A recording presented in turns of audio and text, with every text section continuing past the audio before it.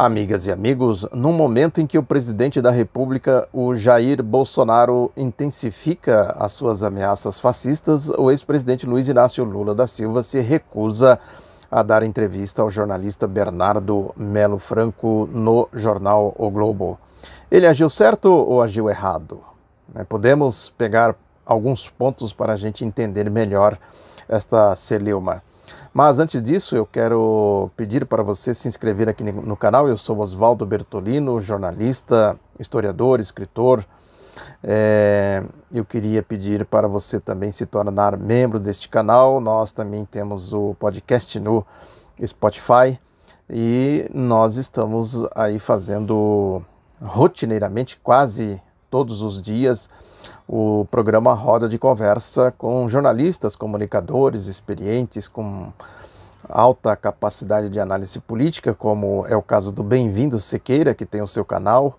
Também é frequentador assíduo do programa o Luiz Manfredini, que é escritor, tem livros importantíssimos sobre a resistência à ditadura militar. O Jorge Gregory, que também é jornalista, foi professor universitário.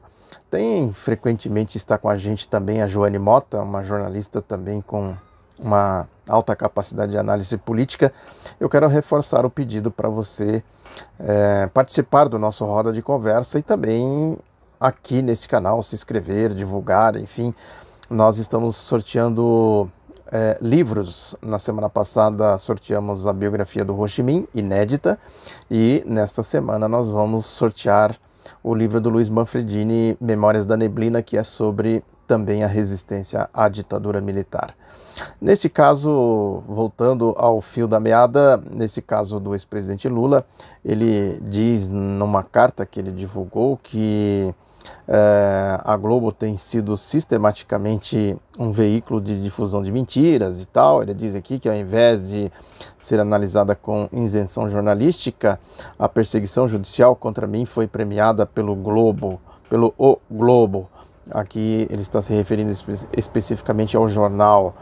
Ele diz também que o que me impede de atendê-lo, na carta direcionada ao Bernardo, o que me impede de atendê-lo é o notório tratamento editorial que as organizações Globo adotam em relação a mim. Tudo isso é verdade, é fato, né? Eu tenho mostrado aqui, eu pesquisei a história da Globo, escrevi, vou deixar aqui o link para vocês, né, no meu site, ootroladoDaNoticia.com.br, muitas coisas que eu fiz sobre isso, inclusive sobre a biografia do Roberto Marinho, lançada há pouco tempo. Eu fiz 2 artigos analisando o primeiro volume, é do Leonêncio Nossa, o jornalista Leonêncio Nossa. Ele disse que vai ter outro, pelo menos mais um volume, não sei se vai ter terceiro volume, mas o primeiro volume eu digo que o Roberto Marinho não compareceu na sua biografia. Minha biografia claramente é chapa branca, com o objetivo de enaltecer o Roberto Marinho. Quer dizer, para se contar a história política da ditadura militar, tem que se contar a história do Roberto Marinho, como ele formou seu império, a TV Globo, com as benesses do regime dos latrocidas de 1964, e, enfim, toda a trajetória criminosa do Roberto Marinho. A gente não tem por que esconder isso. O que o Lula fala aqui do tratamento que eles deram para ele em todo o processo aí, desde antes. Eu costumo dizer que a marcha golpista ela foi posta em movimento com o episódio do Palocci, né? O Palocci que claramente não tinha nenhuma afinidade com o programa, com o projeto de governo, enfim, com o programa que vinha sendo debatido e tal. Eu também tenho falado isso aqui constantemente, que eu fiz uma retrospectiva do acompanhamento que eu fiz diariamente do Palocci, desde que ele assumiu a coordenação da equipe de transição, a história da carta ao povo brasileiro, também está no meu site. Vou deixar o link aqui para vocês acompanharem. Na verdade, a marcha golpista começou ali, naquele episódio do Caseiro e tudo mais, com o Palocci, depois veio a farsa do Mensalão, e se chegou a esta monumental organização criminosa chamada Operação Lava Jato, cria do Grupo Globo, Enfim, são coisas que eu comento aqui todos os dias. Quem me acompanha aqui sabe que eu tenho feito um acompanhamento rigoroso do cotidiano da Operação Lava Jato, até chegar ao arranjo de poder com o Bolsonaro, com o Paulo Guedes, essas coisas todas que eu tenho comentado aqui. Portanto, a alegação do ex-presidente Lula tem toda a razão, faz todo o sentido. A direita, ela seja a extrema-direita, seja a direita tradicional, ela dá um tratamento para a esquerda no sentido de criminalizá-la, né? Por exemplo, tem um desses mequetrefes aí dos Mesquita, né, do grupo Estado de São Paulo, que faz um artigo hoje dizendo que para libertar o Lula houve a soltura de chefes aí do PCC, o primeiro comando da capital, né, fazendo aí claramente uma confusão deliberada, né? Se quem foi solto estava preso por conta de uma ilegalidade, né, o problema não é se a pessoa foi solta, se o criminoso foi solto ou foi preso, enfim, né, a questão é saber se isso está amparado na lei, na legalidade. Quer dizer, a justiça pode ser substituída por vingança, seja no campo político ou seja no campo criminal.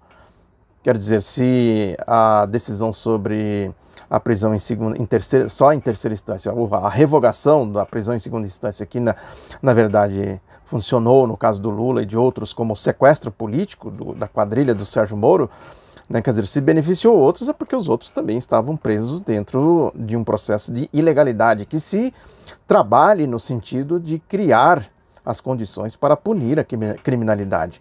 Agora, fazer uma alegação como essa, isso é coisa de gente, de bandoleiro, né?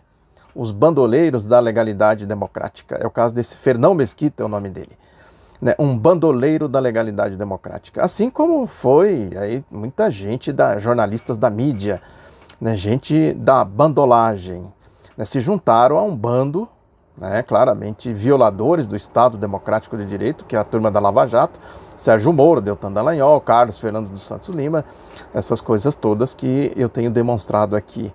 Quer dizer, tudo isso é verdade, né? A forma como o Estadão trata o Lula, né?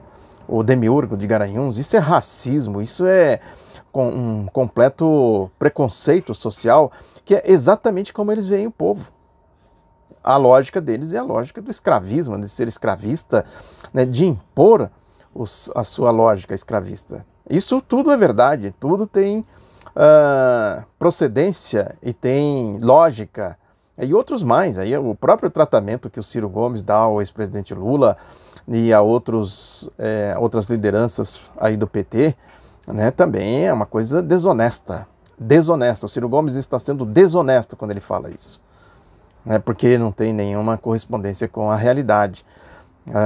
Dizer que tem corrupção, que não sei mais o que, né, e a coisa vai por aí afora. Tem, por exemplo, o caso do Fábio Porchat, esse ator, que disse agora não faz muito tempo que o Brasil não pode ficar preso entre a corrupção e o fascismo e tal. Quer dizer, esta ideia de que a direita tradicional tenta fazer de que existe algum sinal de igualdade. Eu falei no Roda de Conversa de ontem, né, eu falei de um artigo que também saiu, não me lembro agora o nome do autor, que saiu no jornal Estado de São Paulo comparando o Bolsonaro com Chaves.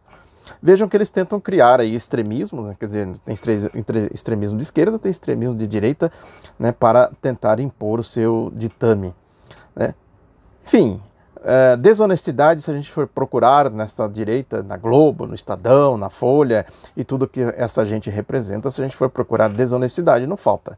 Se a gente for procurar conivência com crimes horrendos, como são os crimes da Operação Lava Jato, crime de extrema-direita, crime de fascismo, crime de atentado ao Estado Democrático de Direito, crime de formação de quadrilha, né, essas forças-tarefas que eles organizaram aí, são verdadeiras quadrilhas, né, crime de organização de polícia política, que foi o que o Sérgio Moro fez com o grupo da Polícia Federal que ele organizou lá como força-tarefa da Operação Lava Jato, polícia política. Ele queria transformar toda a Polícia Federal em polícia política dele, do Sérgio Moro, por isso que houve o choque, o atrito com o Bolsonaro, né, em torno dessa questão. Não tem santo aí, essa história de vídeo, essas coisas todas.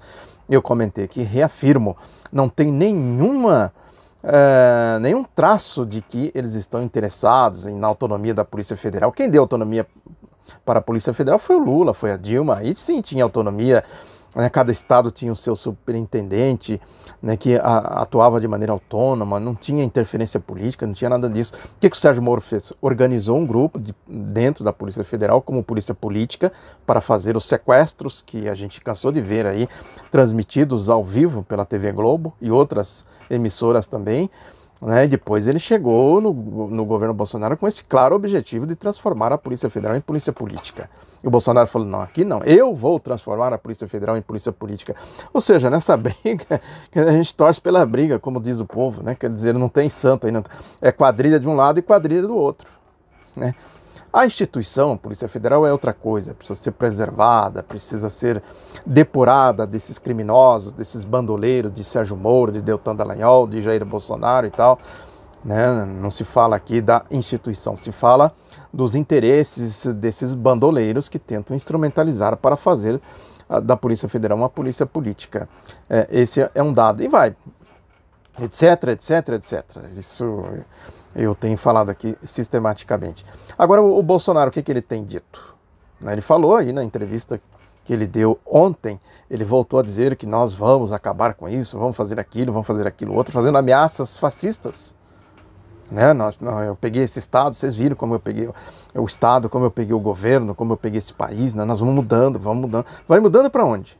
Vai fazendo o quê? Né? A história do golpe, quando se fala muito aí de golpe, vai ter golpe, não vai ter golpe, essas coisas todas, né? Evidentemente que ele não tem força para mobilizar divisões, pôr nas ruas e tudo mais. Né? Eu tenho insistido muito nessa, acho que compreender a natureza do golpe que ele quer dar é fundamental. Ele quer moldar as instituições e criar uma governabilidade dele. E qual é a governabilidade dele? É uma governabilidade fascista, de bando, né? Como aconteceu, como fizeram os bandoleiros de 64, né? Os latrocidas de 64, aqueles que matavam para roubar. Quer dizer, eles foram moldando, foram criando as condições para dar a governabilidade que eles precisavam para implantar o seu projeto de poder, o seu programa de governo. O programa de governo do Bolsonaro é a mesma coisa, matar para roubar. O que é o programa do Paulo Guedes? O que eles estão fazendo aí, por exemplo, com a pandemia, com o coronavírus, com o descontrole das mortes e das contaminações, com a tentativa de manipulação dos dados para que isso não seja mostrado para o povo e para que isso não seja dito para o povo, de que olha aqui o que esses bandoleiros, esses fascistas, essa turma que mata para roubar faz. Essa turma faz. Está aqui. Olha os dados aqui, todo dia morrendo, na média, sei lá, acho que na média já está dando em torno de 1000 mortes por dia, a contaminação descontrolada. O que o Bolsonaro está fazendo, por exemplo, com os governadores e prefeitos? O governador do Rio de Janeiro, por exemplo, com a faca no pescoço, com a polícia política nos seus calcanhares. O que ele está fazendo? Está completamente rendido. Está completamente rendido e sendo ameaçado pelo Bolsonaro. Recentemente ele disse: você sabe onde ele vai estar daqui uns dias. O que é isso se não ameaça? Ele não disse que não queria ter controle político sobre a Polícia Federal, sobre esses processos judiciais. Ele, na verdade, o Bolsonaro está montando a sua Lava Jato. Essa aqui é a questão. E se chocou com a Lava Jato do Sérgio Moro. Evidentemente que a Globo correu para socorrer a Lava Jato do Sérgio Moro, que é a Lava Jato dela, do Grupo Globo. E que, consequentemente, criou-se aí esta contradição, uma fenda entre as quadrilhas, as facções criminosas que se juntaram para fazer o arranjo de 2018 e dar sustentabilidade ao programa de outro criminoso, bandoleiro, né? Outro, como diz o povo, outro sujeito à toa, que é esse Paulo Guedes, que não é diferente. Esse é outro genocida, assim como o Bolsonaro, assim como o Sérgio Moro. Genocidas, né? O Bolsonaro, evidentemente, que tem mais responsabilidade pelo cargo que ele exerce, mas os outros dois são tão genocidas quanto o Bolsonaro. Quer dizer, numa situação como essa, quer dizer, abrir uma brecha entre as quadrilhas e a quadrilha do Grupo Globo, da Lava Jato, tem interesse em atingir a quadrilha do Bolsonaro. Isso eu estou falando. Evidentemente que o Lula não pode falar isso. Mas nesta brecha ele teria que entrar, claro. É ingenuidade achar esse espírito, não me misturo com essa gentalha, não sei o que, não sei o que. Sim, abriu um clarão, entra ali e diz o seguinte, vai lá e diz assim, ó, eu acho isso, o Sérgio Moro é um mentiroso, sabe, é um quadrilheiro, ele me sequestrou, blá, blá, blá, blá, blá, blá, nós temos que juntar aqui, derrotar o Bolsonaro, mas também dizer que existe isso. Isso é o óbvio do óbvio, né? Quer dizer, sinceramente não dá para entender por que o ex-presidente Lula, nessa altura do campeonato, não consegue ver as coisas por aí, quer dizer, né, perdeu uma oportunidade, assim como ele perdeu quando ele deixou de assinar os manifestos aí, quer dizer, assino sim, assino pensando isso, acho aquilo outro, né, nós temos que ver aqui em primeiro lugar como que a gente derruba o Bolsonaro, como que a gente tira esse fascista daí e tal, né, agora não vou juntar com vocês para defender o bando do Sérgio Moro, não vou, o Sérgio Moro é mentiroso, é manipulador, é sequestrador, é corrupto, sabe, assim como o seu lugar-tenente, o Dallagnol, né, montaram uma quadrilha, montaram uma polícia política, etc. O Bem-vindo Sequeira falou isso no Roda Viva, né?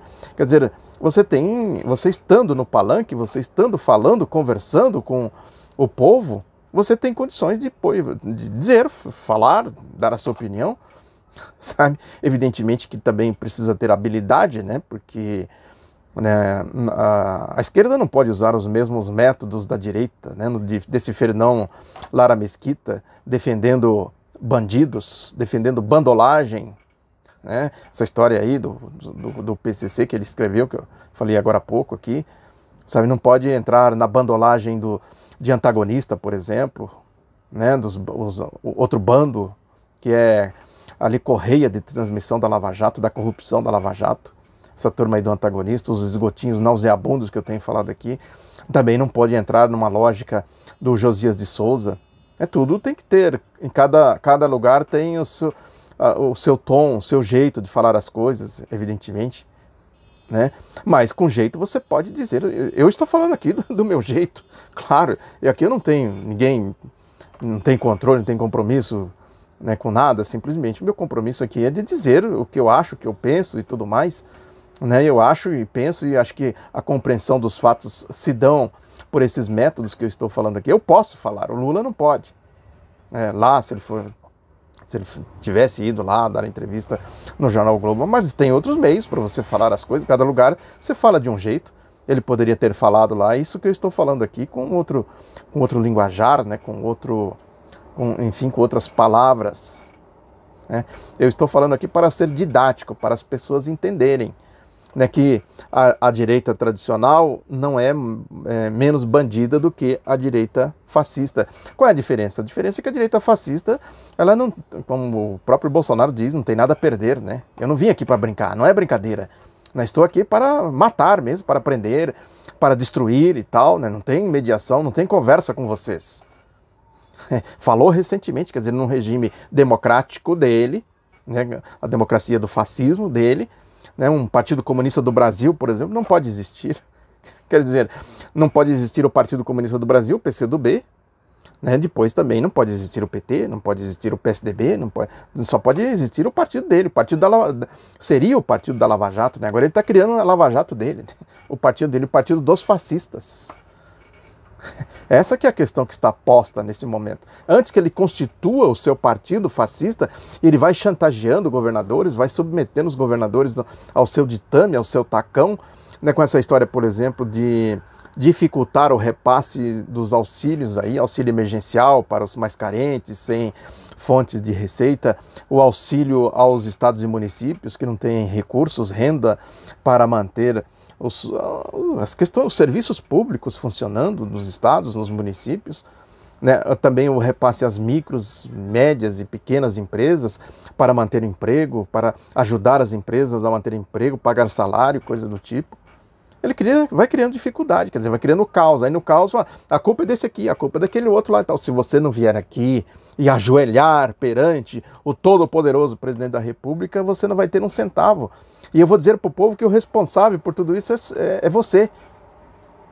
Assim como ele vai jogar também com o STF. Ó, a responsabilidade de desemprego, de gente aí passando fome, não sei o quê, é do STF. É também do Congresso Nacional. Né? Eu sou o salvador. Isso é Hitler puro. Hitler puro. Nazistas, fascistas. Quer dizer, antes que ele constitua a sua governabilidade nazi-fascista, é preciso derrubá-lo. Aproveitar a brecha, entrar aí e derrubá-lo. Aí depois os outros vão falar, sim, mas aí tem o lulopetismo, sim, mas também tem o globismo. A Globo, aí tem a Globo, tem, enfim, uma série de outras coisas que podem ser debatidas. Né? Agora é importante ocupar os espaços e dialogar, fazer a mediação, fazer a intermediação. Né? Nesse sentido, eu acho que o ex-presidente Lula, lamentavelmente, cometeu mais um erro, né? Um erro de não assinar o manifesto e agora também de não aproveitar esta brecha para dizer poucas e boas, dizer verdades ao povo. Muito obrigado pela atenção. Daqui a pouco a gente tem o Roda de Conversa às 13 horas. Espero você lá. E reforço aqui, reitero o pedido para você se inscrever, para você ser membro do canal, para você, enfim, acompanhar aqui o outro lado da notícia. Um abraço, até a próxima.